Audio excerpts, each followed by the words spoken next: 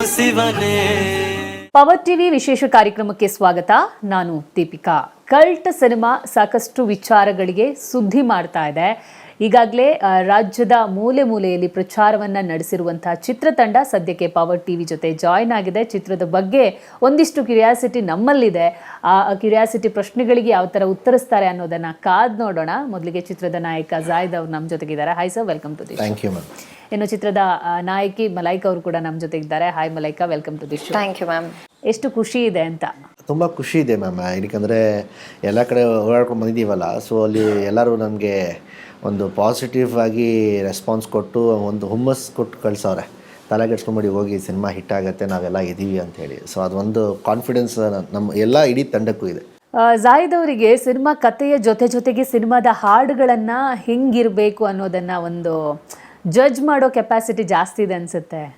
ಹೌದು, ಹಾಡುಗಳಂತೂ ಮೋಡಿ ಮಾಡ್ತಾ ಇದೆ. ಅದೆಷ್ಟು ಖುಷಿ ಕೊಡುತ್ತೆ ಅಂತ. ತುಂಬ ಖುಷಿ ಆಗುತ್ತೆ. ಏನಕ್ಕಂದರೆ ಸಿನಿಮಾಗಳಿಗೆ ಲೈಫ್ ಸ್ಪ್ಯಾನ್ ಜಾಸ್ತಿ ಚಿತ್ರಕ್ಕಿಂತ. ಏನಕ್ಕಂದರೆ ಸಿನಿಮಾಗೆ ಬರುತ್ತೆ, ಒಂದು ಹಿಟ್ಟಾದರೆ ಒಂದು 2 ವಾರ ಓಡುತ್ತೆ, ಬ್ಲಾಕ್ ಬಸ್ಟರ್ ಒಂದು 4-5-6 ವಾರ ಓಡುತ್ತೆ. ಆಮೇಲೆ ಸಿನಿಮಾ ಚಿತ್ರಮಂದಿರಗಳಲ್ಲಿ ಇರೋಲ್ಲ. ಅದು ನೋಡಬೇಕು ಅಂದರೆ OTT ಪ್ಲ್ಯಾಟ್ಫಾರ್ಮು ಟಿ ವಿಯಲ್ಲಿ ಹಾಕಿದ್ರೆ ನೋಡಬೇಕು. ಆದರೆ ಹಾಡುಗಳು ಹಾಗಲ್ಲ, ಇವತ್ತು ಇರುತ್ತೆ, ನಾಳೆನೂ ಇರುತ್ತೆ, ನಾನು ಇಲ್ಲ ಅಂದ್ರೂ ಆವಾಗಲೂ ಇರುತ್ತೆ. ಸೊ ಸಿನಿಮಾಗೆ ಸಾಂಗ್ಸ್ಗೆ ಲೈಫ್ ಸ್ಪ್ಯಾನ್ ಜಾಸ್ತಿ ಆಗಿರೋದ್ರಿಂದ ನಾನು ಸಾಂಗ್ಸ್ಗೆ ಜಾಸ್ತಿ ಇದು ಕೊಡ್ತೀನಿ. ಆಮೇಲೆ ಅದು ಫಸ್ಟ್ ಇನ್ವಿಟೇಷನ್, ಅದು ಥಿಯೇಟ್ರಿಗೆ ಬರಬೇಕು ಅಂತ ಜನಕ್ಕೆ ಬರೋದು ಫೀಲಿಂಗು. ಸಾಂಗ್ಗಳು ಇಷ್ಟ ಆದ್ರೇ ಥಿಯೇಟ್ರಿಗೆ ಬರೋದು ಜನ. ಎಸ್ಪೆಷಲಿ ಪ್ಯಾಥೋ ಒಂದು ಸಾಂಗ್ ರಿಲೀಸ್ ಆಯಿತು. ತುಂಬ ಜನ ಬಾಲಿವುಡ್ಡಲ್ಲಿ ಒಂದು ಸಿನಿಮಾದಲ್ಲಿ ಒಂದು ಕ್ಯಾರೆಕ್ಟರ್ಗಳು ನಿಮ್ಗೆ ಗೊತ್ತಿರುತ್ತೆ, ಅದನ್ನೇ ನೆನೆಸ್ಕೊಂಡ್ರು ಕೂಡ ಅದನ್ನು ಕನ್ನಡದಲ್ಲಿ ಜಾಯ್ದ್ ಅವರು ಮಾಡಿದಾಗ ಎಷ್ಟು ಮಜಾ ಕೊಡ್ತು ಅನ್ನೋದು ಗೊತ್ತಾಗ್ತಾ ಹೋಯಿತು. ಅದು ಹೆಂಗಿತ್ತು ಎಕ್ಸ್ಪೀರಿಯನ್ಸ್? ಯಾಕಂದರೆ ತುಂಬ ಜನಕ್ಕೆ ಇಷ್ಟ ಆಗಿತ್ತು ಹಾಡು ಕೂಡ. ನಿಮ್ಮ ಎಕ್ಸ್ಪ್ರೆಷನ್ ಆಗಿರ್ಬೋದು ಅಥವಾ ನಿಮ್ಮ ಆ್ಯಕ್ಟಿಂಗ್ ಆಗಿರ್ಬೋದು ತುಂಬ ಜನಕ್ಕೆ ಇಷ್ಟ ಆಗಿದೆ. ರಿವ್ಯೂ ಕೂಡ ಕಮೆಂಟ್ಸ್ ಓದಿದಾಗ ಸೊ ಮತ್ತೊಬ್ಬರು ಸೂಪರ್ ಸ್ಟಾರ್ ಅನ್ನೋವಂಥದ್ದೆಲ್ಲ ಕಮೆಂಟ್ಸ್ಗಳು ಬೇಜಾನ್ ಬಂದಿತ್ತು. ಸೊ ಎಷ್ಟು ಖುಷಿ ಆಯ್ತು ಇದನ್ನೆಲ್ಲ ನೋಡಿದಾಗ. ಅಂದರೆ ನಾವು ಪ್ಯಾಥೋ ಸಾಂಗ್ ಅಂತ ಯಾವಾಗ ಫಿಕ್ಸ್ ಆದ್ವಿ, ಈ ಸಿನಿಮಾಗೆ ಒಂದು ಪ್ಯಾಥೋ ಸಾಂಗ್ ಬೇಕು ಅಂತ ಹೇಳಿದಾಗ, ನೀವು ನೋಡಿರ್ಬೋದು ಕನ್ನಡ ಇಂಡಸ್ಟ್ರಿಯಲ್ಲಿ ಪ್ಯಾಥೋ ಸಾಂಗ್ಸ್ಗಳು ಇಲ್ಲಿವರೆಗೂ ಜಾಸ್ತಿ ಎಲ್ಲೂ ವರ್ಕ್ ಆಗಿಲ್ಲ. ಸೊ ನನಗೆ ಅದೊಂದು ಸಿಕ್ಕಾಪಟ್ಟೆ ಭಯ ಆಯಿತು. ಮೆಲೋಡಿ ಎಲ್ಲ ಓಕೆ, ಪ್ಯಾಥೋ ಸಾಂಗ್ ಇಲ್ಲಿವರೆಗೂ ಬೇಗ ಕನೆಕ್ಟ್ ಆಗಲ್ಲ. ಸೊ ಯಾವ ಥರ ಲಿರಿಕ್ಸ್ ಬರೀಬೇಕು, ಯಾವ ಥರ ಮ್ಯೂಸಿಕ್ ಮಾಡಬೇಕು, ಸ್ವಲ್ಪ ಬೇರೆ ಥರ ಟ್ರೈ ಮಾಡೋಣ, ಟ್ರಾನ್ಸ್ ಮ್ಯೂಸಿಕ್ ಆ ಫೀಲ್ ತೊಗೊಂಬರೋಣ ಅಂತ ಹೇಳ್ಬಿಟ್ಟು ನಾವು ಅರ್ಜುನ್ ಚೆನ್ನಾಗಿ ಎಕ್ಸ್ಪ್ಲೇನ್ ಮಾಡಿದಾಗ ಒಂದು ಅದ್ಭುತವಾಗಿ ಒಂದು ಟ್ಯೂನ್ ಮಾಡಿಕೊಟ್ರು. ಅದು ನಮ್ಮೆಲ್ರಿಗೂ ಇಷ್ಟ ಆಯಿತು. ಅದಾದಮೇಲೆ ಅನಿಲ್ ಕುಮಾರ್ ಸರ್ ನಮ್ಮ ಡೈರೆಕ್ಟ್ರೇ ಅದಕ್ಕೆ ಲಿರಿಕ್ಸ್ ಬರ್ತಿದ್ದು. ಎಲ್ಲ ಆಯಿತು, ಮುಗೀತು, ಸಾಂಗ್ ಶೂಟು ಮಾಡಬೇಕು. ಯಾವ ಥರ ಮಾಡಬೇಕು, ಹೇಗೆ ಮಾಡಬೇಕು ಅಂತ ಅದು ಗೊತ್ತಾಗ್ತಾ ಇರಲಿಲ್ಲ. ಆಮೇಲೆ ಲೊಕೇಶನ್ ತುಂಬ ಚೇಂಜಸ್ ಇದೆ ಅದರಲ್ಲಿ. ಆಮೇಲೆ ಲುಕ್ಕು ಚೇಂಜ್ ಆಗ್ತಾ ಇರಬೇಕು. ಅವ್ನು ಹಿಂಗೆ ಡಿಪ್ರೆಷನ್ಗೆ ಹೋಗ್ತಾನೆ, small hair to long hair, ಇನ್ನೂ ತೀರಾ ಲಾಂಗ್ ಹೇರ್, ಗಡ್ಡ ಹಿಂಗೆ, ಅಂದರೆ ಅವ್ನು ಚೇಂಜ್ ಡೇ ಬೈ ಡೇ ಹೆಂಗೆ ಚೇಂಜ್ ಆಗ್ತಿದ್ದಾನೆ ಅದನ್ನು ಚೇಂಜಸ್ ತೋರಿಸ್ಬೇಕಾಗಿತ್ತು. ಸೊ ನಾವು ಶೂಟ್ ಮಾಡಿದಾಗ ನಮ್ಮ ಹತ್ರ ಹಾಡೇ ಇರಲಿಲ್ಲ. ನಾವು ಸ್ಟಾರ್ಟಿಂಗ್ ಸಿನಿಮಾ ಶುರು ಮಾಡಿದಾಗ ಸೊ ಒಂದಷ್ಟು ಎಪಿಸೋಡ್ಸ್ ಎಲ್ಲ ಬೇರೆ ರೆಫರೆನ್ಸಸ್ ಸಾಂಗ್ಸ್ಗಳು ಇಟ್ಕೊಂಡು ನಾವು ಆನ್ ಸ್ಪಾಟ್ ಶೂಟ್ ಮಾಡಿದ್ದೀವಿ. ಆಮೇಲೆ ಸಾಂಗ್ ಬಂದಮೇಲೆ ಇನ್ನೂ ಒಂದಷ್ಟು ಎಲಿಮೆಂಟ್ಸ್ಗಳು ಬೇಕಲ್ಲ, ಇಲ್ಲಿ ತಡೀತಾ ಇಲ್ಲ ವಿಜುವಲ್ಸ್ ಅಂತ ಹೇಳಿದಾಗ ಮತ್ತೆ ನಾವು ರಾಮೋಜಿ ಹೈದರಾಬಾದ್ಗೆ ಹೋಗಿ ರಾಮೋಜಿಯಲ್ಲಿ ಒಂದಷ್ಟು ಸೆಟ್ಗಳು ಎಲ್ಲ ಹಾಕಿ ಇನ್ನೂ ಒಂದಷ್ಟು ಅದರಲ್ಲಿ ಎಲಿಮೆಂಟ್ಸ್ನ ತುಂಬಿ ಆ ಸಾಂಗ್ನ ಮಾಡಿದ್ರು. ತುಂಬ ಖುಷಿ ಆಗುತ್ತೆ, ಜನ ಇವತ್ತು ರೆಸ್ಪಾನ್ಸ್ ಮಾಡ್ತಾರೆ ರೀತಿ ನೋಡಿದ್ರೆ. ಸೊ ತುಂಬ ಖುಷಿ ಆಗುತ್ತೆ. ಈ ರೀಲಲ್ಲಿ ಪ್ಯಾಥೋ ಮೋಡಿ ತುಂಬ ಚೆನ್ನಾಗಿತ್ತು. ರಿಯಲಲ್ಲಿ ಯಾವತ್ತಾದ್ರೂ ಆ ಒಂದು ಸಿಚುವೇಶನಿಗೆ ಹೋಗಿದ್ದಿದ್ಯಾ ಜಾಯ್ದ್ ಅವರು? ಅಂದರೆ ಮೇ ಬಿ ಹೋಗಿದ್ದೀನಿ ಅಂದ್ಕೊಳ್ತೀನಿ. ಆ ಮಟ್ಟಕ್ಕಲ್ಲ, ಒಂದು ರೇಂಜ್ಗೆ ಹೋಗಿದ್ದೀನಿ. ಅಂದರೆ ಫ್ಯಾಮಿಲಿ ಪ್ರಾಬ್ಲಮ್ಸ್ ಆಗಬಹುದು. ನನಗೆ ಹುಡುಗಿ ಗಿಡುಗಿ ವಿಷಯದಲ್ಲಿ ಯಾವತ್ತು ಆ ಜಾಗದಲ್ಲಿ ನಾನು ಯಾವತ್ತೂ ನಿಂತಿಲ್ಲ. ಸೊ ಅದು ಅಂತೂ ಇಲ್ಲ. ಬೇರೆ ಒಂದಷ್ಟು ಸಂದರ್ಭಗಳು ಬಂದಾಗ ಆ ಜಾಗದಲ್ಲಂತೂ ನಿಂತಿದ್ದೀನಿ. ಓಕೆ, ಮಲೈಕಾ ಈ ಸಿನಿಮಾನ ಒಪ್ಕೊಳ್ಳೋಕ್ಕೆ ರೀಸನ್ ಏನು ಅಂತ ಹೇಳಿ? ಕತೆ ಇಂಟ್ರೆಸ್ಟಿಂಗ್ ಕಂಟೆಂಟ್ ಏನಿತ್ತು? ನನಗೆ ಒಂಥರ ನನ್ನ ಇಷ್ಟು ದಿನ ಮಾಡಿರೋ ಸಿನಿಮಾದಲ್ಲಿ ಮಾಡಿದ 2 ಸಿನಿಮಾ 3 ಸಿನಿಮಾ ಇದ್ರು ಕೂಡ ಒಂದೇ ಥರ ಪ್ಯಾಟ್ರನ್ ಇರೋದನ್ನ ಬ್ರೇಕ್ ಮಾಡೋಕ್ಕೆ ಒಂದು ಅವಕಾಶ ಅಂದರೆ ಕಲ್ಟ್ ಅಂತ ಅನಿಸ್ತು. ತುಂಬ ಕತೆ ಕೇಳಿದ ತಕ್ಷಣ ಒಂಥರ ಹುರುಪು ಬಂದ್ಬಿಡುತ್ತೆ, ಇಲ್ಲ ಒಂದು ಆರ್ಟಿಸ್ಟ್ಗೆ ಈ ಥರ ಮಾಡಲೇಬೇಕು ಅಂತ. ಒಂದ್ಸತಿ ಕುತ್ಕೊಂಡು ಯೋಚನೆ ಮಾಡಿದಾಗ ಏನಾದರೂ ಆಗ್ಬಿಡುತ್ತಾ, ತಪ್ಪಾಗುತ್ತಾ ಅಂತೆಲ್ಲ ಯೋಚನೆ ಮಾಡಿದ್ದಿದೆ ನಾನು. ಬಟ್ ಇವಾಗ ಒಂದ್ಸತಿ ಔಟ್ಪುಟ್ ನೋಡಿದ್ಮೇಲೆ ಅಥವಾ ನಾವು ಆ್ಯಕ್ಟ್ ಮಾಡಿದ್ಮೇಲೆ ಅದನ್ನು ನೋಡಿದಾಗ ಇಲ್ಲ, ನನಗಿದು ನನ್ನ ಕರಿಯರ್ಗೆ ಒಂದು ಒಳ್ಳೆ ಬ್ರೇಕ್ ಅಂತ ನಾನು ಹೇಳಲ್ಲ, ಒಂದು ನನಗೆ ನನ್ನ ಸ್ಯಾಟಿಸ್ಫ್ಯಾಕ್ಷನ್ಗೆ ಒಂದು ಎಲಿವೇಶನ್ ಕೊಡುತ್ತೆ ನನ್ನ ಕರಿಯರಲ್ಲಿ ಅಂತ. ನಿಮ್ಮ ಪಾತ್ರದ ಹೆಸರೇನು? ಪಾತ್ರದ ಹೆಸರು ಗೊತ್ತಿಲ್ಲ, ಡೈರೆಕ್ಟರ್ ಕೇಳಬೇಕು. ಹೆಸರು ಗೊತ್ತಿಲ್ಲದೇನೆ ಶೂಟ್ ಮಾಡ್ಬಿಡಿದೀವಿ ನಾವು. ನಂದು ಹೆಸರು ಗೊತ್ತಿಲ್ಲ, ಮ್ಯಾಮ್ದು ಡಿಸ್ಕ್ಲೋಸ್ ಮಾಡೋಕ್ಕಾಗಲ್ಲ, ಯಾಕಂದರೆ 2 ಹೀರೋಯಿನ್ಸ್ಗಳು ಆಗಿರೋದ್ರಿಂದ ನಾವು ಎದೆ ಮೇಲೆ ನಾನು ಟ್ಯಾಟೂ ಹಾಕೊಂಡಿದ್ದೀನಿ ಗೀತಾ ಅಂತ ಹೇಳಿ. ಸೊ ಯಾರು ಗೀತಾ ಅಂತ ಹೇಳ್ಬಿಟ್ಟು ಒಂದು ಕ್ವೆಶ್ಚನ್ ಮಾರ್ಕ್ ಬರಲಿ ಅಂತ ಹೇಳಿ ನಾವೆಲ್ಲೂ ಡಿಸ್ಕ್ಲೋಸ್ ಮಾಡ್ತಾಯಿಲ್ಲ. ಅದರಿಂದ ಆ ಕತೆಗೆ ತುಂಬ ಇಂಪಾರ್ಟೆಂಟ್ ಅದು. ಸೊ ಅದಕ್ಕೆ ಸಿನಿಮಾ ನೋಡಿದ್ಮೇಲೆ ಗೊತ್ತಾಗಲಿ. ಅವ್ರು ಕೈ ಕೊಟ್ಟಿರೋದಕ್ಕೆ ಇವ್ರು ಸಿಕ್ಕಿರೋದ ಹೇಗೆ ಗೊತ್ತಿಲ್ಲ. ಇವರೇ ಕೈ ಕೊಟ್ಟಿರ್ಬೋದಲ್ಲ ಮ್ಯಾಮ್, ಯಾರಿಗೆ ಗೊತ್ತು. ಇದು ತುಂಬ ಇಲ್ಲಾಂದ್ರೆ ಆ ಮೋಡಲ್ಲಿ ಆ ಪ್ಯಾಥೋ ಸಾಂಗ್ ಕ್ರಿಯೇಟ್ ಆಗಕ್ಕೆ ಚಾನ್ಸೇ ಇಲ್ಲ. ಏನಾಗುತ್ತೆ, ಇವಾಗ ಇಲ್ಲಿವರೆಗೂ ಸಿನಿಮಾಗಳು ಬಂದಿರೋದು ಟ್ರಯಾಂಗಲ್ ಲವ್ ಸ್ಟೋರಿಗಳು ಜಾಸ್ತಿ. 2 ಹೀರೋಯಿನ್ ಅಂದರೆ ಟ್ರಯಾಂಗಲ್ ಲವ್ ಸ್ಟೋರಿ ಇರುತ್ತೆ ಅಂತೇಳಿ. ಇದು ಸ್ವಲ್ಪ ಬೇರೆ ಥರ ಬೇರೆ ಟ್ರೀಟ್ಮೆಂಟ್ ಕೊಟ್ಟಿದ್ದೀವಿ ನಾವು ಈ ಸಿನಿಮಾಗೆ. ಕತೆ ವೈಸ್ ಆಗ್ಬೋದು, ಕ್ಯಾರೆಕ್ಟರ್ ವೈಸ್ ಆಗ್ಬೋದು. ಇವತ್ತಿನ ಪ್ರೆಸೆಂಟ್ ಜನ್ರೇಷನಲ್ಲಿ ಏನು ಪ್ರಾಬ್ಲಮ್ಸ್ಗಳು ನಡೀತಾ ಇದೆ ಒಂದು ಲವ್ವಲ್ಲಿ, ಕಪಲ್ಸಲ್ಲಿ ಹುಡುಗ ಹುಡುಗಿದಲ್ಲಿ ಆಗ್ಬೋದು, ಇಲ್ಲ ಇವತ್ತಿನ ಪೇರೆಂಟ್ಸ್ ಆಗ್ಬೋದು, ಅದ್ರ ಮೇಲೆ ಆ ಅಂಶಗಳ ಮೇಲೆ ನಾವು ಈ ಸಿನಿಮಾ ಮಾಡಿರೋದು. ಸೊ ಆ ಸಾಂಗ್ ಅಂತೂ ಮೋಡಿ ಮಾಡಿರೋದು ಅಷ್ಟಿಷ್ಟಲ್ಲ. ರೀಲ್ಸ್ ನೋಡಿದ್ರು ಅದೇ, ಸೋಷಿಯಲ್ ಮೀಡಿಯಾದಲ್ಲಿ ಯಾವುದೇನು ಪೋಸ್ಟ್ ಮಾಡಿದ್ರು ಅದೇ ಹಾಡನ್ನು ಹಾಕಿ ಪೋಸ್ಟ್ ಮಾಡ್ತಾ ಇದ್ರು. ತುಂಬ ಟ್ರೆಂಡ್ ಅನ್ನು ಕ್ರಿಯೇಟ್ ಮಾಡಿದಂಥ ಹಾಡು. ಇಬ್ಬರಿಗೂ ಅದು ಒಂಥರ ಮೈಲ್ ಸ್ಟೋನ್ ಅನ್ಬೋದು. ಯಾಕಂದರೆ ಆ ಹಾಡು ಎಷ್ಟು ಹಿಡಿದಿಟ್ಕೊಂಡಿದೆ ಅಂದರೆ ನೀವು ಹೊರಗಡೆ ಹೋದಾಗ ನಿಮಗೆ ಗೊತ್ತಾಗಿರ್ಬೋದು, ಬೇರೆ ಬೇರೆ ಜಿಲ್ಲೆಗೆ ಹೋದಾಗ ಹಾಡಿದ್ದಾರೆ, ಎಂಜಾಯ್ ಮಾಡಿದ್ದಾರೆ. 100% ನೆಕ್ಸ್ಟ್ ಲೆವೆಲ್. ಇವತ್ತು ನಾವು 4 ಕಡೆ ಪ್ರೀ ರಿಲೀಸ್ ಇವೆಂಟ್ ಮಾಡಿದ್ವಿ. ಒಂದು ಧಾರವಾಡದಿಂದ ಶುರು ಮಾಡಿದ್ದು ಪ್ರೀ ರಿಲೀಸ್ ಇವೆಂಟ್ಗಳು. ಧಾರವಾಡ, ಹುಬ್ಳಿ, ಚಿತ್ರದುರ್ಗ, ದಾವಣಗೆರೆ 4 ಇವೆಂಟ್ಸ್ ಮಾಡಿದ್ವಿ. ಆಮೇಲೆ 4 ಇವೆಂಟ್ಸ್ ಬಿಟ್ಟಾಕಿ ನಾನು ಎಲ್ಲೇ ಹೋದರೂ ಕೂಡ ಮಕ್ಕಳು ಬಾಯಿಗೂ ಕೂಡ ಅದು ಹಾಡು ಹೋಗ್ಬಿಟ್ಟಿದೆ. ಎಲ್ಲರೂ ಅಯ್ಯೋ ಶಿವನೇ ಅಯ್ಯೋ ಶಿವನೇ. ಈಗ ನಮ್ಮದು ಸಿನಿಮಾದ ಬೇರೆ ಬ್ಲಡಿ ಲವ್ ಅಂತ ಒಂದು ಹಾಡಿದೆ, ಪ್ಯಾಥೋ ಸಾಂಗ್. ಅದು ಇಂಟ್ರೆಸ್ಟ್ ಇಲ್ಲ ಅವ್ರಿಗೆ, ಕೇಳೋಕ್ಕೆ ಪೇಷನ್ಸೇ ಇಲ್ಲ. ಅಯ್ಯೋ ಶಿವನೇ ಹಾಕಿ ಎಷ್ಟು ಸಾಕು ನಮಗೆ ಅಂತೇಳಿ ಅಲ್ಲಿ ಅಜ್ಜಿಗಳು ಆಗ್ಬೋದು, ತಾತಗಳು ಅವರೆಲ್ಲ ಕುಣಿತಾವ್ರೆ. ಸುಸ್ತಾದ್ರ ಪ್ರೀ ರಿಲೀಸ್ ಇವೆಂಟಲ್ಲಿ ಬೇರೆ ಬೇರೆ ಜಿಲ್ಲೆ, ಬೇರೆ ಬೇರೆ ಜನ, ಆ ಓಡಾಟ. ಹೆಚ್ಚು ಕಡಿಮೆ ಒಂದು 16-17 ಸಾವಿರ ಕಿಲೋಮೀಟರ್ಸು ನಾವು ಓಡಾಡಿದ್ದೀವಿ ಅದನ್ನು by road. So physically task, ಜ್ವರ, ನೆಗಡಿ ಅದೆಲ್ಲ ಸಹಜ. ಬಟ್ ಅವ್ರು ಕೊಡ್ತಾರೋ ಪ್ರೀತಿ, ಅವ್ರು ಕೊಡ್ತಾ ಇರೋದು ಹುಮ್ಮಸ್, ಅದೆಲ್ಲ ನೋಡಿದಾಗೆಲ್ಲ ಅದೆಲ್ಲ ಮರ್ತೋಗ್ಬಿಡ್ತೀವಿ ನಾವು.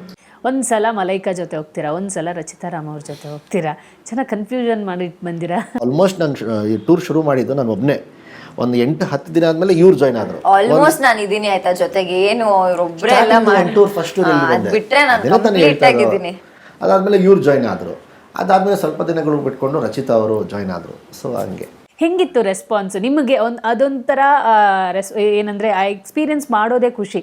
ಅಷ್ಟು ಜನರು ಎದುರುಕೊಂಡು ಮಾತಾಡಿ ಅದೊಂದಿಷ್ಟು ವಿಡಿಯೋ ವೈರಲ್ ಆಗಿರೋದು. ಅಂದರೆ ಧಾರವಾಡ ಅಲ್ಲಿ ನಾನು ಫಸ್ಟ್ ಶಾಕ್ ಆಗಿದ್ದೆಲ್ಲೇ 2-3 ಸಾವಿರ ಜನ ಸೇರೋದು ನನ್ನ face ವ್ಯಾಲ್ಯೂಗೆ okay, accepted.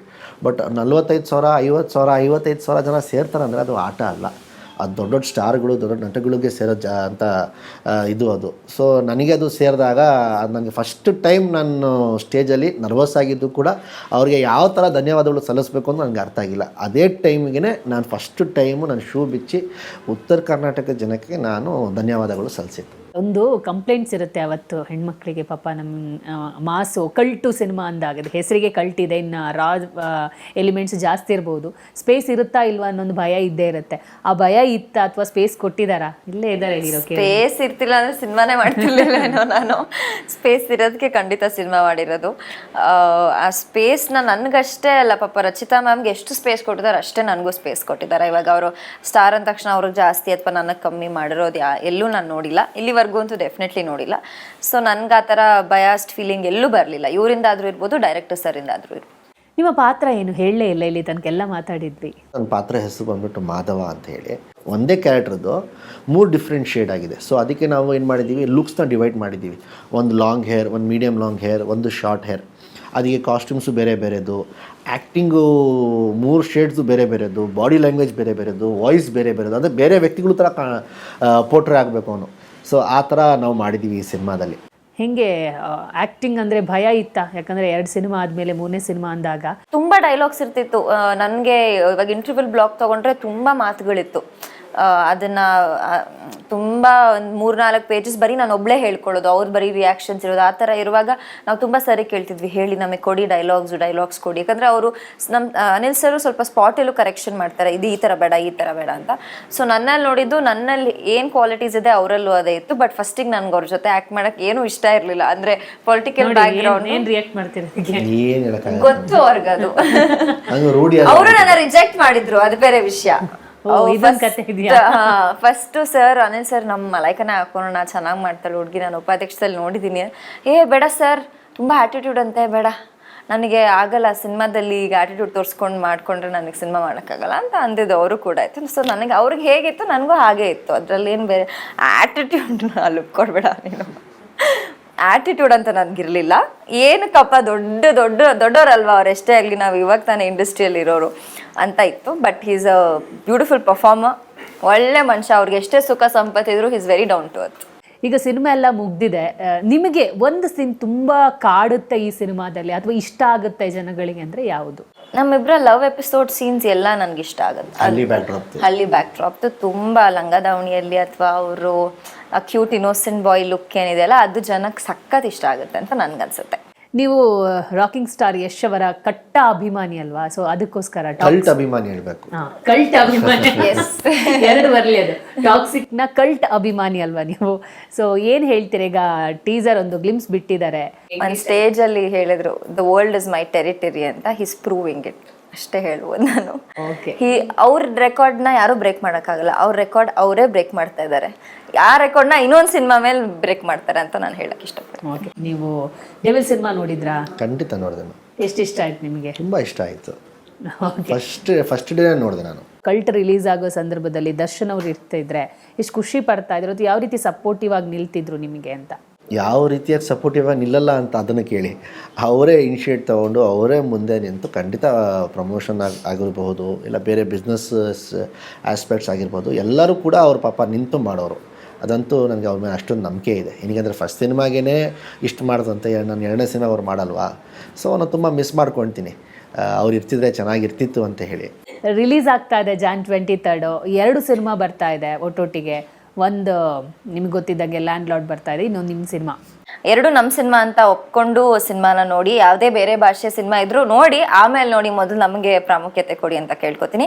January 23 cult cinema ಬಿಡುಗಡೆ ಆಗ್ತಿದೆ. ದಯವಿಟ್ಟು ಎಲ್ಲರೂ ನಮ್ಮಂಥ ಯಂಗ್ಸ್ಟರ್ಸ್ಗೆ ಸಪೋರ್ಟ್ ಮಾಡಿ ಚಿತ್ರಮಂದಿರಕ್ಕೆ ಹೋಗಿ ಸಿನಿಮಾ ನೋಡಿ ಅಂತ ಕೇಳ್ಕೊತೀನಿ. Okay, all the best. Thank you so much. ಈಗ ನಮ್ಮ ಜೊತೆಗೆ ಚಿತ್ರದ ಬಗ್ಗೆ ಮತ್ತಷ್ಟು ಮಾತುಕತೆ ಆಡಕ್ಕೆ ಜಾಯ್ನ್ ಆಗಿರೋರು ಚಿತ್ರದ ನಿರ್ದೇಶಕರಾಗಿರುವ ಅನಿಲ್ ಅವರು. Hi sir, welcome to the show. Thank you sir. ಸಿನಿಮಾದ ಕತೆ ಹುಟ್ಟಿದ ರೀತಿ? ಯಶ್ ಅವ್ರ ಇದಾರಲ್ಲ, ಅವ್ರ ವೆಸ್ಟ್ ಎಂಡಲ್ಲಿ ಸಿಗ್ತಾ ಇದ್ವಿ, ನಾನು ಅವ್ರ ಸಿನಿಮಾಗೆ ವರ್ಕ್ ಮಾಡ್ತಾ ಇದ್ದೆ. ಅವಾಗ ಅಲ್ಲಿಂದನೂ ಪರಿಚಯ ಆಗಿದ್ವಿ, ನಾವು ಫ್ರೆಂಡ್ಸ್ ಆಗಿದ್ವಿ.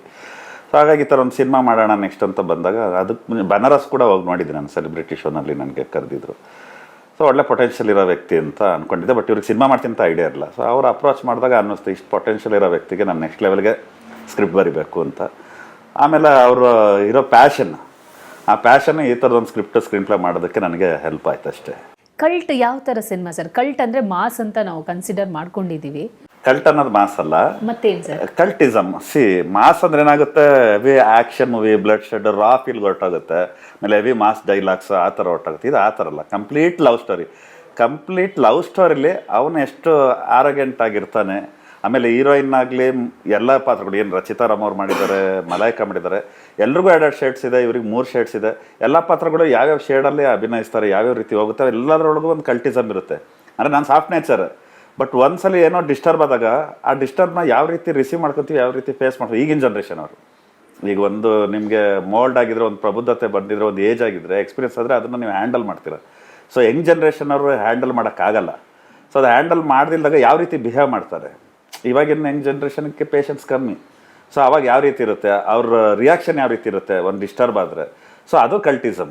ಆ ಕಲ್ಟಿಸಮ್ ಇಟ್ಕೊಂಡು ಕಲ್ಟ್ ಕ್ಯಾರೆಕ್ಟರ್ ಕ್ರಿಯೇಟ್. ಪೇಷನ್ಸ್ ಕಲ್ತ್ರ ಸರ್ ಸಿನಿಮಾ? ಅದು ಅವ್ರು ಮೊದಲನೇ ಸಿನಿಮಾಗೆ ಕಲ್ಸ್ಬಿಟ್ಟಿದ್ದಾರೆ. ನನಗೆ ಪೇಷನ್ಸೇ ಇರಲಿಲ್ಲ, ಆದರೆ ಸಿನಿಮಾ ಫೀಲ್ಡ್ ಅಲ್ಲಿ ಬಂದ ಮೇಲೆ ತುಂಬ ಬಂದ್ಬಿಟ್ಟಿದೆ. ಸರ್ ಗೀತಾ ಯಾರು? ಗೀತಾ ರಚಿತಾ ರಾಮ್ ಅವರು ಹಾಗೂ ಮಲಾಯ್ಕಾ. ಸರ್ ಒಬ್ಬರೇ ಗೀತಾ ಆಗಕ್ಕೆ ಚಾನ್ಸ್ ಇದೆ? ಅದೇ ಇರೋದು ಸ್ಕ್ರೀನ್ ಪ್ಲೇ ಟ್ವಿಸ್ಟ್, ನೀವು ನೋಡಿ. ಈ ಕಲ್ಟ್ ಸಿನಿಮಾನ ಒಪ್ಕೊಳ್ಳೋಕ್ಕೆ ರೀಸನ್ ಏನು? ಯಾಕಂದ್ರೆ ಅವ್ರ ಕತೆ ಹೇಳಿರ್ಬೋದು, ಅವ್ರು ನಿಮಗೆ ಪರಿಚಯ ಇರ್ಬೋದು, ಯಾವುದೋ ಒಂದು ಸಿಚುವೇಶನ್ ಅಥವಾ ಒಂದು ಪೀರಿಯಡಲ್ಲಿ ನಿಮಗೆ ಅದು ಇಷ್ಟ ಆಗಿರ್ಬೇಕು ಒಂದು ಕತೆ. ಅಂದರೆ ಒಂದು ಪೇರೆಂಟ್ಸ್ದು ಇಮೋಷನ್ ಒಂದು, ಎರಡನೇದು ನಂದು ಕ್ಯಾರೆಕ್ಟರು. ಇಮೋಷನ್ಸ್ ಏನಕ್ಕೆ ನನಗೆ ಪೇರೆಂಟ್ಸ್ ಇಷ್ಟ ಆಗಿತ್ತು ಅಂದರೆ, ಇವತ್ತು ಜೆನ್ಜಿ ಯೂತ್ಸ್ ಅಂತ ನಾವೇನು ಹೇಳ್ತಿದ್ದೀವಿ, ಇವಾಗ ಜೆನ್ಜಿ ಪೇರೆಂಟ್ಸ್ ಅಂತಲೂ ಹೇಳ್ಬೋದು. ಅವ್ರುಗಳು ಅವ್ರವ್ರ ಲೈಫಲ್ಲಿ ಅವ್ರವ್ರು ಬ್ಯುಸಿ ಆಗಿಬಿಟ್ಟಿದ್ದಾರೆ. ಅಂದರೆ ಅವ್ರಿಗೆ ಅವ್ರ ಸ್ಪೇಸ್ ಬೇಕು, ಅವ್ರ ಫ್ರೆಂಡ್ಸ್ ಬೇಕು, ಅವ್ರ ಪಾರ್ಟಿಗಳು ಬೇಕು. ಮೊದಲು ಥರ ಇಲ್ಲ ಪೇರೆಂಟ್ಸ್ ಥರ. ಮೊದಲು 90s ತಂದೆ ತಾಯಿ ಹೇಗಿದ್ರು, ಮಕ್ಕಳ ಮೇಲೆ ಕಾನ್ಸಂಟ್ರೇಷನ್, ಮಕ್ಕಳಿಗೆ ಎಕ್ಸಾಮಿನ್ ಅಂದರೆ ಎಲ್ಲೂ ಹೊರಗಡೆ ಹೋಗ್ತಾರಿಲ್ಲ ಅವರು. ಅಂದರೆ ಅವ್ರ ಲೈಫ್ನ ಅವ್ರು ಕಾಂಪ್ರಮೈಸ್ ಮಾಡ್ಕೊಂಡು ಮಕ್ಕಳು ಭವಿಷ್ಯಕ್ಕೋಸ್ಕರ ಅವರು ಅಡ್ಜಸ್ಟ್ ಮಾಡೋರು. ಆದರೆ ಇವತ್ತಿನ ಜನ್ರೇಷನ್ ಪೇರೆಂಟ್ಸ್ ಮಾಡ್ತಾಯಿಲ್ಲ ಆ ಥರದ್ದು. ಸೊ ಹಾಗೆ ಅವ್ರ ಪ್ರಕಾರ ಏನಂದರೆ ಮಕ್ಕಳಿಗೆ ಎಜುಕೇಷನ್ ಕೊಟ್ಬಿಟ್ರೆ, ಒಳ್ಳೆ ಬಟ್ಟೆ ಕೊಡಿಸ್ಬಿಟ್ರೆ, ಅವ್ರ ಆಸೆಗಳೆಲ್ಲ ಈಡೇರಿಸ್ಬಿಟ್ರೆ ನನ್ನ ಜವಾಬ್ದಾರಿ ಮುಗೀತಪ್ಪ ಅಂತ. ಅದು ಹಾಗಲ್ಲ. ಅದು ಸಾಲದು. ಅದು ನಿಜವಾಗ್ಲೂ ಅವ್ರು ಕಾಲೇಜಿಗೆ ಹೋಗ್ತಿದ್ದಾರಾ, ಕಾಲೇಜ್ ಆದಮೇಲೆ ಅವ್ರು ಏನು ಮಾಡ್ತಿದ್ದಾರೆ, ಅವ್ರು ಯಾರ ಜೊತೆ ಫ್ರೆಂಡ್ಸ್ ಆಗಿದ್ದಾರೆ, ಆಮೇಲೆ ಚಿಕ್ಕ ವಯಸ್ಸಲ್ಲೇ ಫೋನ್ ಕೊಡಿಸ್ಬಿಡ್ತಿದ್ದಾರೆ. ಆ ಫೋನಲ್ಲೇ ಈ ಪ್ರಪಂಚ ಇದೆ ಇವತ್ತು. ಸೊ ಅವ್ರು ಹಿಂಗೆ ಮಕ್ಕಳು ಹಾಳಾಗ್ತಿದ್ದಾರೆ. ಏನು ಪ್ಲಸ್ ಏನು ಮೈನಸ್ಸು. ಸೊ ಇದ್ರ ಮೇಲೆ ಒಂದು ಸಿನಿಮಾ ಕತೆ ಇರೋದು ನಮ್ಮದು, ತಂದೆ ತಾಯಿದು ಒಂದು ಇಮೋಷನ್. ಲೈಕ್ ಸೆಕೆಂಡ್ ಬಂದುಬಿಟ್ಟು ನನ್ನ ಕ್ಯಾರೆಕ್ಟ್ರು. ನಂದು 2ನೇ ಸಿನಿಮಾಗೇ ಒಂದು ಕ್ಯಾರೆಕ್ಟ್ರಲ್ಲೇ 3 ಡಿಫ್ರೆಂಟ್ ಶೇಡ್ನ ಮಾಡೋಕ್ಕೆ ಅವಕಾಶ ಸಿಕ್ಕಿರೋದು ನನಗೆ. ಸೊ ಅದು ನನಗೆ ಇದು 2 ರೀಸನ್ಸ್ಗಿಂತ ನಾನು ಈ ಕಥೆನ ಆಯ್ಕೆ ಮಾಡಿದೆ. ಈಗ 3 ಶೇಡಲ್ಲಿ ಯಾವ ಶೇಡ್ ನಿಮ್ಗೆ ತುಂಬ ಇಷ್ಟ ಆಯಿತು? ಮೇ ಬಿ ಹಳ್ಳಿ ಇದು ಲುಕ್ ಅನಿಸುತ್ತೆ. ತುಂಬ innocent, cute lover boy, clean shave, small hair, very innocent. ಅದು ನನಗೆ ತುಂಬ ಹಳ್ಳಿ ಬ್ಯಾಕ್ ಡ್ರಾಪ್ ಆಗಿರೋದ್ರಿಂದ ಸೊ ನನಗೆ ಅದು ತುಂಬ ರಿಯಲ್ ಲೈಫಲ್ಲಿ ಜಾಯ್ದ್ ಅವ್ರು ಇನ್ನೋಸೆಂಟಾ ಹಿಂಗೆ ಅರೋಗೆಂಟಾ? ಸಿಚುವೇಶನ್ ಮೇಲೆ ಡಿಪೆಂಡ್. ಈ ಕತೆ ಮಾಡಬೇಕಾದ್ರೆ ಏನಾದರೂ ಚಾಲೆಂಜಸ್ ಇತ್ತಾ ನಿಮಗೆ? ಚಾಲೆಂಜಸ್ ಅನ್ನೋದಕ್ಕಿಂತ ಇಂಟ್ರೆಸ್ಟಿಂಗ್ ಆಗಿತ್ತು ನನಗೆ. ಸ್ಕ್ರೀನ್ ಪ್ಲೇ ಮಾಡ್ಬೇಕಾದ್ರೆ, ಈಗ ನಾವು ಕತೆ ಬರೋಕ್ಕಾದ್ರೆ ನಮಗೆ ಅದು ಇಂಟ್ರೆಸ್ಟಿಂಗ್ ಅನ್ನಿಸ್ಬೇಕು ಸ್ಕ್ರೀನ್ ಪ್ಲೇ. ಅದು ನನಗೆ ತುಂಬ ಸ್ಕ್ರೀನ್ ಪ್ಲೇ ಮಾಡೋದೇ ಇಂಟ್ರೆಸ್ಟಿಂಗ್ ಆಗಿತ್ತು. ಮೋರ್ ಅವ್ರು ಇವ್ರ ರೆಸ್ಪಾನ್ಸಿಬಿಲಿಟಿ ತುಂಬ ಜಾಸ್ತಿ ಇತ್ತು. ರಚಿತಾ ರಾಮ್ ಅವ್ರು ಇರ್ಬೋದು, ಮಲಾಯಿಕಾ ಅವ್ರು ಇರ್ಬೋದು, ನಾನು ಡೈರೆಕ್ಷನ್ ಮಾಡಿರ್ಬೋದು. ಏನೇ ಇದ್ದರೂ ಈ ಸಿನಿಮಾ ಮಾಡಿದ್ದೇ ಜಾಯ್ದ್ ಅವ್ರಿಗೋಸ್ಕರ, ಈ ಸಿನಿಮಾ ಮಾಡಿರೋದೇ ಜಾಯ್ದ್ ಅವ್ರು ನಿಲ್ಲಬೇಕು ಅನ್ನೋಕ್ಕೋಸ್ಕರ ಪ್ರತಿಯೊಬ್ಬರು ಕೆಲಸ ಮಾಡಿದ್ದು ಜಾಯ್ದ್ ಅವ್ರಿಗೋಸ್ಕರ. ಸೊ ಮಾಧವ ಅನ್ನುವಂಥ ಕ್ಯಾರೆಕ್ಟರ್ನ ಪ್ಲೇ ಮಾಡ್ತಿದ್ದಾರೆ. ಅಯ್ಯೋ ಶಿವನೇ ಅಂತ ಶಿವನ ಹೆಸರು ಇಟ್ಕೊಂಡಿದ್ದೀರಾ. ಮಾಧವ, ಶಿವ ಇದೆಲ್ಲ ಒಂದೇ ಹೆಸರಿದೆ. ಶಿವತಾಂಡವನ ಹೇಗೆ? ಇಲ್ಲ ಶಿವತಾಂಡವ ಬಂದು ಆಯ್ತು ಅನ್ಸುತ್ತೆ ಮೋಸ್ಟ್ಲಿ. ಅದು ಶಿವಣ್ಣ ಮಾಡಿರೋದು. ಅದಕ್ಕೆ ನಾನೇ ಡೈಲಾಗ್ಸ್ ಬಂದಿದ್ದು ಕೂಡ.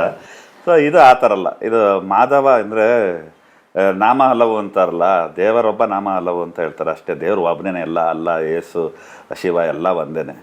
ಸೊ ಅದು ಹೆಸರು ಮಾಧವ. ಅದು ಪಾತ್ರ ಬಂದು ಹಾಡು ಬಂದು ಶಿವ, ಅಯ್ಯೋ ಶಿವನೇ. ಈಗ ಕಾಮನ್ ಆಗಿ ಏನಂದರೆ ನೀವೇನಾಗಲಿ ಏನೋ ಬೇಜಾರತ್ತ, ಅಯ್ಯೋ ಶಿವನೇ ಹಿಂಗೆ ಆಗೋಯ್ತಾ, ಅಯ್ಯೋ ಶಿವನೇ ಹಂಗಾಗೋಯ್ತಾ ಅಂತ ಎಲ್ಲದಕ್ಕೂ ಅದು ಬರುತ್ತೆ. ಸೊ ಅದನ್ನು ನಾವು ಸಾಹಿತ್ಯದಲ್ಲಿ ಬಳಸ್ಕೊಂಡ್ರೆ ಅದ್ಭುತವಾಗಿರುತ್ತೆ. ಆಮೇಲೆ ಜನಕ್ಕೆ ಕನೆಕ್ಟ್ ಆಗುತ್ತೆ. ಎಲ್ಲರೂ ಅವ್ರ ಬಾಯಲ್ಲಿ ಇರೋದಲ್ಲ ಅಂದ್ಬಿಟ್ಟು ಅದು ಸಾಹಿತ್ಯದಲ್ಲಿ ಬಳಸ್ಕೊಂಡಿದ್ದು ಅಷ್ಟೇ. ಸರ್, ಈಗ ಯಾರ್ಯಾರಿದ್ದಾರೆ? ಯಾಕಂದ್ರೆ ಇವರೇ ಜಾಸ್ತಿ ಹೈಲೈಟ್ ಆಗಿದ್ದಾರೆ ಸಿನಿಮಾದಲ್ಲಿ. ಬೇರೆ ಯಾರನ್ನ ನಿರೀಕ್ಷೆ ಮಾಡಬಹುದು? ರಂಗಣ್ಣ ರಘು ಅವ್ರ ಪಾತ್ರ, ಅವರು ತುಂಬ ಅದ್ಭುತವಾದ ಪಾತ್ರ ಅವ್ರದ್ದು. ಆಮೇಲೆ ಅಚ್ಯುತ್ರಾವ್ ಅವ್ರ ಪಾತ್ರ, ಅದು ತುಂಬ ಅದ್ಭುತವಾಗಿದೆ. ವಿಲನ್? ಇಲ್ಲ ಈ ಸಿನಿಮಾಲಿ ವಿಲನ್ ಅಂತಿಲ್ಲ, ಎಲ್ಲ ಸಿಚುವೇಶನ್. ಅಂದ್ರೆ ಸಿಚುವೇಶನಲ್ಲೂ ಸ್ವಲ್ಪ ವಿಲನಿಶ್ ಅವಾಗ ಅವತಾರ ಎತ್ತುತ್ತಾರೆ ಅಚ್ಯುತ್ ಸರ್. ಇಲ್ಲ ಆ ಥರ ಏನಿಲ್ಲ. ಈಗ ಯಾರೋ ಒಬ್ಬ ತಂದೆ ಮಗಳನ್ನ ತುಂಬಾ ಪ್ರೀತಿಯಿಂದ ಬೆಳೆಸಿರ್ತಾನೆ. ಸಡನ್ ಆಗಿ ಯಾರನ್ನ ಲವ್ ಮಾಡಿದಾಗ ಅವ್ನಿಗೆ ಇಷ್ಟ ಆಗಲ್ಲ. ಹಂಗನ್ಬಿಟ್ಟು ಅವ್ನ ವಿಲನ್ ಅನ್ನಕ್ಕಾಗಲ್ಲ. ಸಾಲ್ ಡಿಪೆಂಡ್ಸ್ ಸಿಚುವೇಶನ್ ಅಷ್ಟೇ. ಇಡೀ cinema out of the box ಇಲ್ಲ, ರಿಯಲಿಸ್ಟಿಕ್ ಸ್ಟೋರಿ ಇದು. ಸುಮ್ಮನೆ ಏನೋ ಎತ್ಕೊಂಡೋಗಿ ಔಟ್ ಆಫ್ ದ ಸುಮ್ಮನೆ ಆ್ಯಕ್ಷನ್ ತಗೊಂಬಂದಾಕು, ಸುಮ್ಮನೆ ಡ್ಯಾನ್ಸ್, ತುಂಬ ಒಬ್ಬ ವಿಲನ್ನ ಫೈಟ್ ಮಾಡಿಸೋ ಆ ಥರದ್ದೆಲ್ಲ ಏನಿಲ್ಲ. ಎಲ್ಲ ಸಿಚುವೇಶನಲ್ಲೇ ಇಟ್ಟಿರೋದು. ಒಂದು ರಿಯಲಿಸ್ಟಿಕ್ ಸ್ಟೋರಿನ ಕಮರ್ಷಿಯಲ್ ವೇನಲ್ಲಿ ಜನಗಳಿಗೆ ತಲುಪಿಸುವಂಥ ಪ್ರಯತ್ನ. ರಚಿತಾ ಮತ್ತೆ ನಿಮ್ಮ ಕೆಮಿಸ್ಟ್ರಿಗೆ ಏನು ಹೇಳ್ತಿದ್ದಾರೆ ಜನ ಇವಾಗ? ಸ್ಟಾರ್ಟಿಂಗಲ್ಲಿ ಬಂದಿದ್ದು ಸ್ವಲ್ಪ ಬೇರೆ ಥರ ಮಾತಾಡಿದ್ರು. ಇವ್ರಿಗೆ ತುಂಬ ದೊಡ್ಡವಳಾಗ್ತಾಳೆ ಅಂದರೆ ರಚಿತಾ ಅವ್ರಿಗೆ ಪಾಪ ಏಜ್ ಕಮ್ಮಿ, ಆದರೆ ಸ್ಕ್ರೀನಲ್ಲಿ ಏಜ್ ಜಾಸ್ತಿ. ಈಗ 10-12 ವರ್ಷದಿಂದ ಮಾಡ್ಕೊಂಡು ಬಂದಿರೋದ್ರಿಂದ ಸೊ ಸ್ಕ್ರೀನ್ ಏಜ್ ಜಾಸ್ತಿ ಆಗಿರೋದ್ರಿಂದ ಸೊ ಎಲ್ರಿಗೂ ಒಂದು ಕ್ವೆಶ್ಚನ್ ಮಾರ್ಕ್ ಇತ್ತು, ಇವರಿಬ್ಬರು ಜೋಡಿ ಹೇಗಾಗ್ತಾರೆ ಅಂತ ಹೇಳಿ. ಬಟ್ ನಮಗೆ ಗೊತ್ತಿತ್ತು ನಾವು ಕ್ಯಾರೆಕ್ಟರ್ಸ್ನ ಯಾವ ರೀತಿಯಲ್ಲಿದೆ, ಆ ಪಾತ್ರ ಯಾವ ಥರ ಇದೆ ಅಂಥೇಳಿ. ಆಮೇಲೆ ಇನ್ನೊಂದು ಕ್ವೆಶ್ಚನ್ ಮಾರ್ಕ್ ಎಲ್ರ ತಲೆಯಲ್ಲಿ ಏನಿತ್ತು ಅಂದರೆ ಇವ್ರು ಗೆಸ್ಟ್ ಅಪಿಯರೆನ್ಸ್ ಮಾಡಿರ್ಬೋದೇನೋ ಸಿನಿಮಾದಲ್ಲಿ ಅಂತ ಹೇಳಿ. ಸೊ ಅದು ಅಲ್ಲ, ಅದು ಕ್ಲಾರಿಟಿ ಅವ್ರಿಗೆ ಸಿಕ್ಕಿರೋದೇ ಮೊನ್ನೆ ನಂದು ಮತ್ತು ರಚಿತಾ ರಾಮ್ ಅವ್ರದ್ದು ಒಂದು ಮೆಲೋಡಿ ಹಾಡು ಬಂತು. ಅಲ್ಲಿ ಜನಕ್ಕೆಲ್ಲ ಸ್ವಲ್ಪ ಕ್ಲಾರಿಟಿ ಸಿಕ್ತು. ಇಲ್ಲ ಇದು ಗೆಸ್ಟ್ ಅಪಿಯರೆನ್ಸ್ ಅಂತ ಇಲ್ಲ, ಗೆಸ್ಟ್ ಅಪಿಯರೆನ್ಸ್ ಇಲ್ಲ, ಮೆಲೋಡಿ ಹಾಡು ಮಾಡಲ್ಲ ಯಾರೂ ಕೂಡ. So chemistry is nice. ತುಂಬ ಚೆನ್ನಾಗಿ ನಮ್ಮದು ಮತ್ತು ರಚಿತಾ ರಾಮ್ ಅವ್ರದ್ದು ಕೆಮಿಸ್ಟ್ರಿ ತುಂಬ ಚೆನ್ನಾಗಿ ವರ್ಕ್ ಆಗಿದೆ. ಒಂದಂತೂ ಹೇಳ್ತೀನಿ, ನಾನು ಪ್ರೇಕ್ಷಕರ ಹೃದಯದಲ್ಲಿ ಕೂತ್ಕೊಳ್ತೀನೋ ಇಲ್ವೋ, ಮಲಾಯಿಕಾ ಹೃದಯದಲ್ಲಿ ಕೂತ್ಕೊಳ್ತಾರೋ ಇಲ್ವೋ ಗೊತ್ತಿಲ್ಲ, ಅದು ರಚಿತಾ ರಾಮ್ ಅವರು ಕೂತ್ಕೊಳ್ತಾರೆ. ಆಮೇಲೆ ನನಗೆ ಮುಂಚೆಯಿಂದ ಅವ್ರ ಫ್ರೆಂಡ್ ಆಗಿರೋದ್ರಿಂದ ನನಗೂ ಮತ್ತು ಒಂದು ಒಳ್ಳೆ ಬಾಂಡಿಂಗ್ ಇತ್ತು. ಅವ್ರ ಪಲ್ಸ್ ನನಗೆ ತುಂಬ ಚೆನ್ನಾಗಿ ಗೊತ್ತು. 3-4 ಇಯರ್ಸ್ ಫ್ರೆಂಡ್ಶಿಪ್ ಇತ್ತು ನಂದು ಮತ್ತು ಅವ್ರ ಮಧ್ಯದಲ್ಲಿ. ಸೊ ಹಂಗಾಗಿ ನನಗೆ ಎಲ್ಲೂ ಕಷ್ಟ ಅನಿಸ್ಲಿಲ್ಲ. ಹೌದು ಫಸ್ಟ್ ಡೇನೆ. ಆಕ್ಷನ್ ಅಂತ ಬಂದರೆ ಎಷ್ಟು ಎಂಜಾಯ್ ಮಾಡ್ತಾರೆ ಜಾಯಿದ್ ಅವರು? ಎಂಜಾಯ್ ಮಾಡ್ತೀನಿ, ಬಟ್ ತುಂಬ ಎನರ್ಜಿ ಬೇಕು ಅದಕ್ಕೆ. ಸಿಕ್ಕಾಬಟ್ಟೆ ಎನರ್ಜಿ ಬೇಕು. ಅಂದರೆ ಫಸ್ಟ್ ಶಾಟ್ಗೆ ನಾವೇನು ಎನರ್ಜಿ ಹಾಕಿರ್ತೀವೋ 10th ಶಾಟ್ ಅದು ಬಂತು ಕೂಡ ಮತ್ತೆ ಅದಕ್ಕೆ ಅಷ್ಟೇ ಎನರ್ಜಿ ಇರಬೇಕು. 1 ಇಂಚ್ ಬೇರೆ ಕಡೆ ಆದ್ರೂ ಕೂಡ ಸ್ಕ್ರೀನಲ್ಲಿ ಕ್ಲೀನಾಗಿ ಕಾಣಿಸುತ್ತೆ ಅದು ಮಾನಿಟ್ರಲ್ಲಿ. ಸೊ ಇಷ್ಟನೂ ಕಷ್ಟನೂ. ಮಾಡಿದ್ದೀರಾ? ಅಂದರೆ ಸಿಕ್ಕಾಪಟ್ಟೆ ಫೈಟ್? 3 ಫೈಟ್ ಇದೆ ಈ ಸಿನಿಮಾದಲ್ಲಿ. ಓಕೆ, ಎಂಜಾಯ್ ಮಾಡಿದ್ದೀರಾ? ಈ ಏಟ್ ಮಾಡ್ಕೊಂಡು ಅಂದರೆ ನಾವು ಸುಮ್ಮನೆ ಫೈಟ್ ಮಾಡಬೇಕು ಒಂದು ಮಾಸ್ ಇಲ್ಲ ಸ್ಟೈಲ್ ನೋ. ನಾವು ತುಂಬ ಕತೆಯಿಂದನೂ ಹೊರಗಡೆ ಹೋಗಬಾರ್ದು, ಕತೆಗೆ ಸ್ಟಿಕ್ ಆನ್ ಆಗಿಬಿಟ್ಟು ಕತೆಗೆ ರಿಲೇಟೆಡ್ ಆಗಿರಬೇಕು ಫೈಟು ಒಂದು. ಪ್ಲಸ್ ಕಾನ್ಸೆಪ್ಟ್ ಮಾಡಿಕೊಂಡು ತುಂಬ ಹೊಸ ಟ್ರೀಟ್ಮೆಂಟ್ ಇದು ಮೇ ಬಿ ಕನ್ನಡ ಇಂಡಸ್ಟ್ರಿಗೆ. ಒಂದು ಸ್ಟೋರಿ ಲೈನ್ ಮಾಡ್ಕೊಂಡು ನಾವು ಈ ಬಾರಿ ಫೈಟ್ ಮಾಡಿದ್ದೀವಿ. ಈಗ ನಾವು ಫಾರ್ ಎಕ್ಸಾಂಪಲ್ ಈಗ ಸಾಂಗ್ ಕೊರಿಯೋಗ್ರಾಫ್ ಮಾಡಬೇಕು ಅಂದರೆ ಕಾಸ್ಟ್ಯೂಮ್ಸು, ಬ್ಯಾಕ್ಗ್ರೌಂಡು, ಈಗ ಸ್ಟುಡಿಯೋಲಿ ಮಾಡ್ತಿದ್ದೀವ, ಔಟ್ಡೋರ್ ಮಾಡ್ತಿದ್ದೀವಿ ಅಂತ ನಾವು ಹೆಂಗೆ ಡಿಸೈನ್ ಮಾಡ್ಕೊತೀವಿ ಒಂದು 2-2.5 ನಿಮಿಷ. ಈ ಫೈಟ್ ಫಸ್ಟ್ ಟೈಮ್ ನಾವು ಒಂದು ಸ್ಟೋರಿ ಲೈನ್ ಇಟ್ಕೊಂಡು, ಒಂದು ಕಾನ್ಸೆಪ್ಟ್ ಇಟ್ಕೊಂಡು, ವಿಷಯಗಳು ಇಟ್ಕೊಂಡು ಈ ಫೈಟ್ ಮಾಡಿದ್ದೀವಿ. ಸರ್, ಈಗ ಒಂದಿಷ್ಟು ಪೋಸ್ಟರ್ಗಳಲ್ಲೇ ನೋಡ್ಬೋದು look wise. Anil sir, look wise ನೋಡೋದಾದರೆ ಈ ಪಾತ್ರಗಳೆಲ್ಲ ಹಿಂಗೆ ಇಲ್ಲ, ಇದು ಎಲ್ಲ ಪಾತ್ರಗಳು ಈ ಸಿನಿಮಾಲಿ ಬರೋದು ಪಾತ್ರಗಳೆಲ್ಲ ನಿಮ್ಮ ಪಾತ್ರಗಳೇ, ಅಂದರೆ ಜನಗಳು ಏನು ರಿಯಲ್ ಲೈಫಲ್ಲಿ ಆ ಏಜ್ ಟೀನೇಜಿಂದ ಒಂದು ಇಂಜಿನಿಯರಿಂಗ್, ಆಫ್ಟರ್ ಇಂಜಿನಿಯರ್ ಒಂದು ಜಾಬ್ ಅಂತ ಹೋಗ್ತಾರೆ, ಆ ಒಂದು ಕಾಲಘಟ್ಟದ ಕತೆ. ಎಲ್ಲ ಪಾತ್ರಗಳು ರಿಯಲಿಸ್ಟಿಕ್ ಪಾತ್ರಗಳು. ಯಾರು ಅಲ್ಲಿ ನೋಡೋರೆಲ್ಲ ಥಿಯೇಟ್ರಲ್ಲಿ ಕೂತ್ಕೊಂಡು ಇದು ನನಗಿದು ಎಕ್ಸ್ಪೀರಿಯನ್ಸ್ ಆಗಿತ್ತು ಅಂತ ಪ್ರತಿಯೊಬ್ಬರಿಗೂ ಅನಿಸುತ್ತೆ. ಅಂದರೆ ಕೆಲವು ವಿಷಯಗಳಲ್ಲಿ ಅದು ಎಲ್ಲರಿಗೂ ಎಕ್ಸ್ಪೀರಿಯನ್ಸ್ ಆಗಿರುತ್ತೆ. ಎಲ್ಲ ಅದೇ ಥರ ಪಾತ್ರಗಳು. ಇದರಲ್ಲಿ ಏನೋ ತೊಗೊಂಬಂದು ಇವನೇನೋ ವಿಲನ್ನ ಈ ಥರ ತೋರಿಸ್ಬೇಕು, ಹೀರೋನ ಈ ಥರ ತೋರಿಸ್ಬೇಕು, ಆ ಥರದ್ದು ಏನೂ ಇಲ್ಲ ಇದರಲ್ಲಿ. ಸರ್, ಇವಾಗ ಒಂದು ಎಷ್ಟೇ ಚೆನ್ನಾಗಿ ಸಿನಿಮಾ ಮಾಡಿದರೂ ಒಂದು ಪಿಡುಗು ನಮ್ಮ ಕನ್ನಡ ಇಂಡಸ್ಟ್ರಿಗೆ ಕಾಡ್ತದೆ. ಕನ್ನಡ ಅಂತಲ್ಲ, ಎಲ್ಲ ಇಂಡಸ್ಟ್ರಿಯಲ್ಲೂ ಆ ಒಂದು ಪಿಡುಗಿದೆ, ಪೈರಸಿ ಅನ್ನೋದು. ಇದಕ್ಕೆಷ್ಟು ನೀವು ಮುತುವರ್ಜಿ ವಹಿಸಿದ್ದೀರಾ ಅಂತ? ಯಾಕಂದ್ರೆ ಅದು ಹೀರೋ ಮೇಲೆ ಕೂಡ ಎಫೆಕ್ಟ್ ಬಿದ್ದೇ ಬೀಳುವ. ಈಗ ಮ್ಯಾಮ್ ಬೇಜಾರು ಮಾಡ್ಕೊಂಡು ಈ ಪ್ರಶ್ನೆ ನಾನು ನಿಮಗೆ ಕೇಳಿದೆ ಅಂತ ಹೇಳ್ಬಿಟ್ಟು, ಇಷ್ಟು ವರ್ಷದಿಂದ ಈ ಪ್ರಶ್ನೆ ಎಲ್ಲೋಗಿತ್ತು ಮ್ಯಾಮ್? ಸುದೀಪ್ ಸರ್ ಒಂದು ಟಾಪಿಕ್ ಎತ್ತಿದ್ದಕ್ಕೆ ಇವತ್ತು ಇಷ್ಟು ದೊಡ್ಡ ಮ್ಯಾಟ್ರ್ ಆಯಿತು. ಸೊ ಅರ್ಥ ಮಾಡ್ಕೊಳ್ಳಿ. ಸುದೀಪ್ ಸರ್ ಹೇಳ್ತಾ ಇದೇ ಇಲ್ಲ ಅಂತಿಲ್ಲ, ಆದರೆ ಮರ್ತು ಬಿಟ್ಟಿದ್ರು. ಮತ್ತೆ ಅದು ರಿಫ್ರೆಶ್ಮೆಂಟ್ ಮಾಡಿದ್ದು ಸುದೀಪ್ ಸರ್ ಅಲ್ಲ ಮ್ಯಾಮ್. ಅವ್ರು ಒಂದು ವಾಯ್ಸ್ ಎತ್ತಿದ್ದಕ್ಕೇ ಎಲ್ಲ ಕಡೆ ಪೈರಸಿ ಅಂತಂದು ಪ್ರಶ್ನೆ ಬರ್ತಾರದು. ಸೊ ಅರ್ಥ ಮಾಡ್ಕೊಳ್ಳಿ, ಒಂದು ಸ್ಟಾರ್ಗಳು ಒಂದು ವಾಯ್ಸ್ ಓವರ್ ಮಾಡಿದ್ರೆ ಎಲ್ಲಿವರೆಗೂ ಕೂಗಾಗುತ್ತೆ ಅಂತ. ಸೊ ಇದಕ್ಕೆ ಒಂದೇ ಪರಿಹಾರ, ಎಲ್ಲ ಸ್ಟಾರ್ಗಳು ನಿಂತ್ಕೊಂಡು ಇದಕ್ಕೆ ಫುಲ್ ಸ್ಟಾಪ್ ಹಾಕಿದ್ರೆ ಇದಕ್ಕೆ ಫುಲ್ ಸ್ಟಾಪ್ ಬೀಳೋದು. ಈಗ ನಿಮ್ಮ ಚಿತ್ರತಂಡದಿಂದ ಪ್ರಿಕಾಷನರಿ ಏನೋ ತಗೊಂಡಿದ್ದೀರಿ? ಯಾಕಂದರೆ ಸಿನಿಮಾ ರಿಲೀಸ್ ಆದಮೇಲೆ ಒಂದು 3,000 9,000 ಪೈರಸಿ ಆಗಿದೆ. ರೀಸೆಂಟಾಗಿ ಮಾರ್ಕ್ ಆಗಿರ್ಬೋದು, 45 ಸಿನಿಮಾ ರಿಲೀಸ್ ಆದಾಗ ಅವರೇ ಅನೌನ್ಸ್ ಮಾಡಿದರು. ಇದೆ, ಸುಮಾರು ಕಂಪ್ನೀಸ್ ಇದೆ, ಅವ್ರ ಹತ್ರ ಎಲ್ಲ ಮಾತಾಡ್ತಾ ಇದ್ದೀವಿ.